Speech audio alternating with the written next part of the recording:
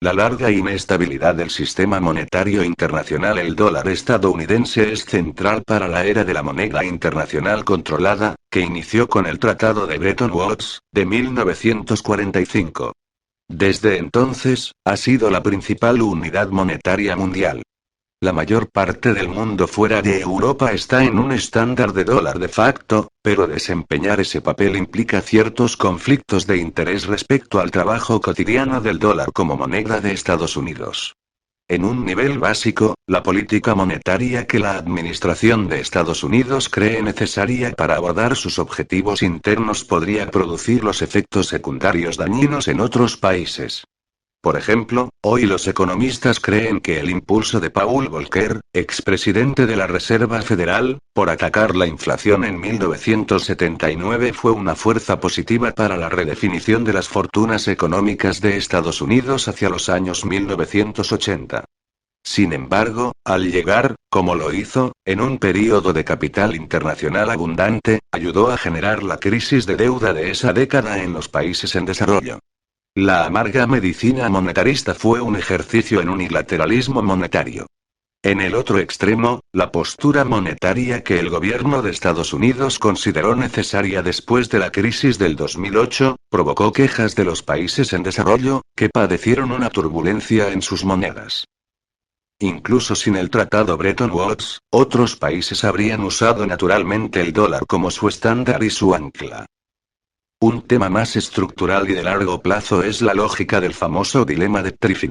Puesto que el dólar estadounidense es la moneda de reserva más favorecida del mundo, el deseo de otros países de asegurarse teniendo más reservas de dólares daña a la moneda en el proceso. Cuando los países tienen reservas de dólares, crean un mecanismo que empuja a Estados Unidos hacia un déficit comercial, porque los dólares estacionados en las reservas no se gastan en exportaciones estadounidenses. Puede decirse que eso contribuye a la desindustrialización de Estados Unidos. Un sistema financiero global que permite que solo aquellos con enormes reservas de moneda extranjera y controles de capital sobrevivan, difícilmente podría describirse como una buena publicidad para la libre empresa. Presiones comerciales. Los desequilibrios en la moneda internacional siempre han generado conflictos de intereses, pero ciertos patrones recurrentes señalan fallas fundamentales en el sistema. Al paso de los años, cuando Estados Unidos ha experimentado periodos de desequilibrio comercial, ha pedido a otras naciones que revalúen sus monedas. Por ejemplo, en las décadas de 1960 y 1970, mientras Alemania se reconstruía después de su destrucción en la Segunda Guerra Mundial, oleadas de dinero se movieron hacia el atractivo marco alemán. Este desequilibrio, estimulado por el progreso de Alemania y el gasto inflacionario de Estados Unidos en la guerra de Vietnam, contribuyeron a que el entonces presidente Richard Nixon pusiera fin a la convertibilidad del dólar en oro en 1971. Esta acción abrió las puertas de la era de la flotación del dólar. También motivó el inicio de la integración europea contemporánea.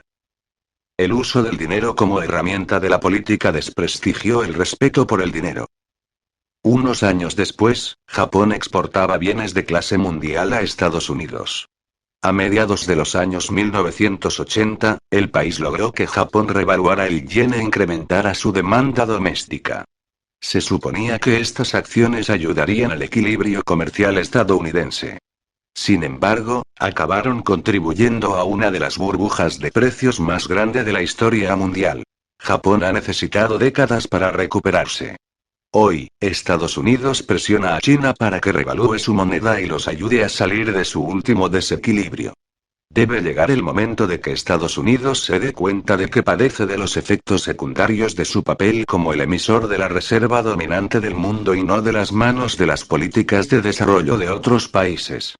Un sistema de moneda internacional más adecuado podría abordar los problemas con las disparidades del capital que fluye dentro y fuera de las economías emergentes. Con mucho, la fuente más importante de financiamiento para el boom crediticio de Estados Unidos fue Europa, no los mercados emergentes. Cuando Nixon cortó el eslabón del oro en 1971, los países se quedaron a la deriva. El ancla de la moneda había desaparecido, disolviendo efectivamente las restricciones a los gobiernos. Esto, combinado con la crisis del precio del petróleo de la década de 1970, motivó algunos experimentos desastrosos con políticas fiscales expansionistas. En la nueva era del dólar flotante, la especulación con las monedas creció a una escala enorme y destructiva en lugar de valores que se ajustaran armoniosamente a los movimientos en los fundamentos subyacentes de cada moneda. El dinero entraba y salía aceleradamente en los países.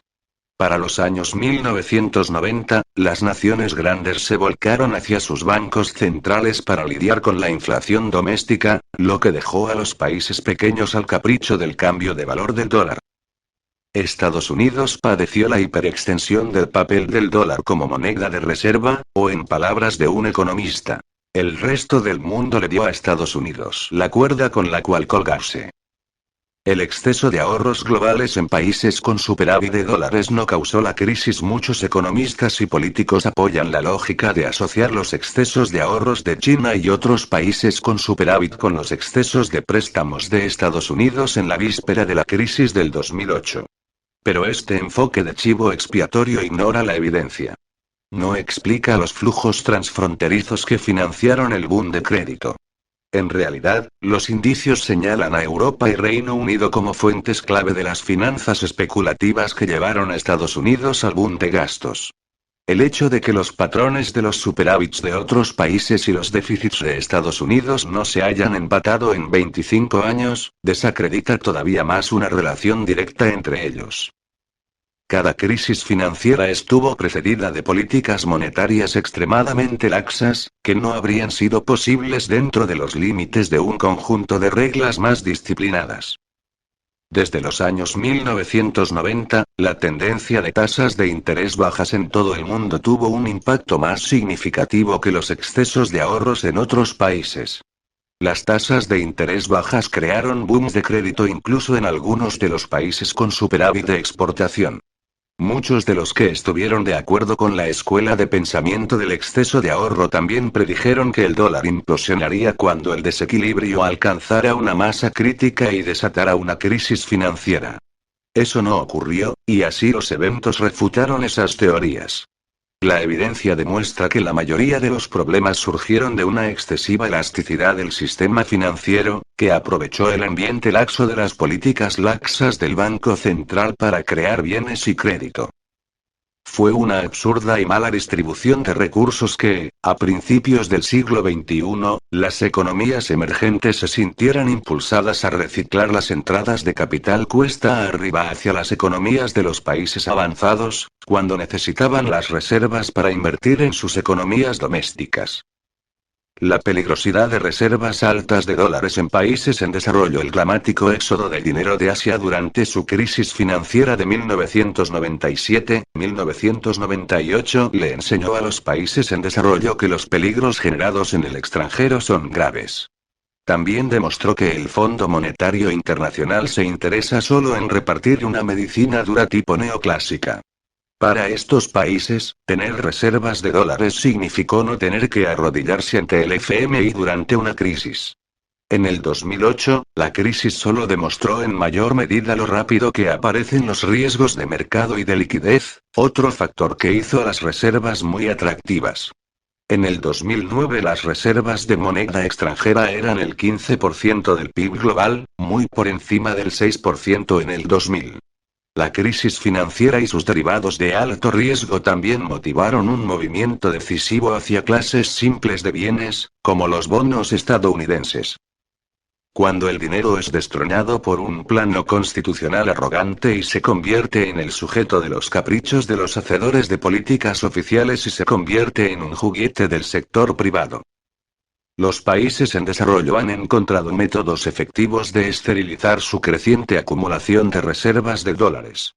En uno, el Estado compra dólares de exportadores domésticos usando su moneda recién impresa. Después, el Estado evita que este dinero cause inflación en la economía local al emitir una deuda gubernamental extra para absorberla. Después, el gobierno presenta requerimientos de la reserva alta a los bancos domésticos, forzándolos a absorber el exceso de deuda que el gobierno emitió. La política busca prevenir que el mecanismo de ajuste clásico opere. Los países han usado esta práctica para esterilizar el 90% del mercado de divisas acumulado. Con este proceso de máquina del día del juicio, el gasto de déficit para revitalizar las economías occidentales se convierte parcialmente en reservas extranjeras en vez de recicladas, en la demanda de exportaciones estadounidenses. De manera más general, que los países en desarrollo le presten sus ahorros al rico E.U. Cuando el escenario clásico de inversión estaría en otra dirección, es una señal del fallo del sistema. Estados Unidos debería entender y seguir las reglas del juego necesarias para mantener el estándar global del dólar. Las reservas de los mercados emergentes crecieron de dólares americanos 1 billón a dólares americanos 6 billones entre el 2001 y el 2011. Sin embargo, el sistema monetario actual no tiene un mecanismo para establecer un límite alto para el tamaño de las reservas de dólares estadounidenses que hay en el extranjero. Esta acumulación de reservas es parte del crecimiento extendido en los bienes transfronterizos, lo que significa que unos cuantos banqueros centrales extranjeros pueden tener una influencia enorme sobre las finanzas de Estados Unidos, así como incrementar el riesgo de un colapso en la confianza en las reservas de divisas. El papel de Estados Unidos es proporcionar el punto de apoyo del sistema, el estándar hacia el cual los otros países y regiones orienten sus políticas. ¿Por qué el sistema ha empeorado y necesita un estándar monetario global nuevo? La crisis del 2008 fue el primer pánico bancario sistémico completamente desarrollado del sistema financiero global, y puso de relieve las fallas inherentes en el contexto internacional moderno. Los creadores de políticas no deberían simplemente considerar la conducta de los bancos de manera aislada. Necesitan darse cuenta de que la falta de un estándar monetario constante, o un ancla, ha permitido que la elasticidad del sistema financiero internacional se estire severamente, mucho más allá de lo que debería ser capaz. Un nuevo orden debería servir para reconectar el dinero con el mundo real. Simplemente añadir funciones de monitoreo de riesgo macroprudenciales a los bancos centrales nacionales existentes no contendrá la próxima burbuja. El parchado desordenado de las monedas controladas y no controladas y de diferentes tasas de expansión monetaria ofrece un suelo fértil para la especulación transfronteriza y las burbujas de precios. La política monetaria no debería ser una herramienta para ayudar a las economías en lucha. Más que los hombres, las leyes y las normas, deberían controlarla, porque la política discrecional siempre se inclina hacia un sesgo inflacionario. Un sistema monetario con un ancla fija puede contener la especulación de los banqueros y los booms de crédito. La estabilidad depende de incentivos integrados más que de activismo gubernamental. Si los gobiernos tienen un ancla monetaria conocida, no pueden evadirse, entonces los especuladores deberán tener en mente que regresar al valor del ancla es una tendencia fuerte, tal y como pasó con el estándar del oro, cuando la convertibilidad a una tasa fija fue el punto de anclaje del dólar y los precios se revirtieron según se requiriera. Actualmente, los exbanqueros centrales aconsejan a los fondos de protección que pueden ganar dinero prediciendo respuestas de políticas monetarias forzadas, lo que resulta en flujos de capital considerables. El dólar estadounidense ha sobrevivido intacto, no tanto por una administración cuidadosa y políticas sólidas, sino debido a la falta de alternativas. La fractura de esa conexión en el último tercio del siglo XX y tuvo consecuencias devastadoras. El euro ha tenido sus propios problemas, con sus autoridades aparentemente trabadas en un concurso de fealdad post-crisis contra el dólar. China no tiene el sistema político o el respeto fundamental a los derechos de propiedad que un centro de divisas de reserva necesita para ser atractivo. Por lo tanto, un estándar monetario nuevo sería la alternativa correcta ante el sistema basado en el dólar. Este estándar debería estar arraigado en la economía real de bienes productivos, y dotado de la visión de un enfoque internacional, como todos los grandes pensadores económicos han recomendado. El dinero se convertiría en un reclamo al futuro de la economía mundial. El icon, una moneda de inversión propuesta que pudiera representar un estándar monetario, sería una fracción de los reclamos de acciones transferibles del mundo. Su valor subiría o bajaría con base en el valor de una canasta de acciones diversificada. La autoridad gerencial, ya sea el Fondo Monetario Internacional o el Banco de Pagos Internacionales, respaldaría al estándar al estar dispuesta a cambiar las unidades de la divisa por las acciones reales. En teoría, el sistema de Lincoln combatiría al coco de la trampa de liquidez keynesiana, que se encuentra en la raíz de tantas políticas monetarias laxas, puesto que el valor de la unidad monetaria caería inherentemente al unísono con lo atractivo de las inversiones subyacentes. De este modo, el Lincoln es procíclico en el sentido de que es caro durante los booms de bienes y es poco atractivo y barato cuando las acciones están a la baja. Así, la deflación, junto con la trampa de liquidez, dejarían de aterrar. Puesto que el valor del icono estaría estabilizado conforme a una canasta de acciones global, su administración sería un reto técnico, no subjetivo. Esto no requiere un cuerpo de gobierno internacional con un mandato democrático. En vez de eso, el ICON proporciona una alternativa sólida y voluntaria a las monedas nacionales que se emiten pasivamente. Así como con el estándar del oro, gradualmente, los países optarían por estabilizar sus monedas nacionales con él.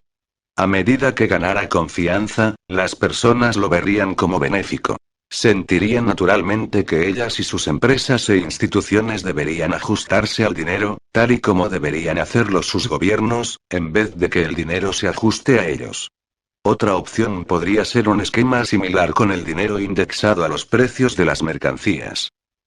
En el siglo XXI, la economía internacional busca cualquier solución que no sea la situación de un sistema de crédito que dependa de la voluntad de los gobiernos que persiguen objetivos a corto plazo.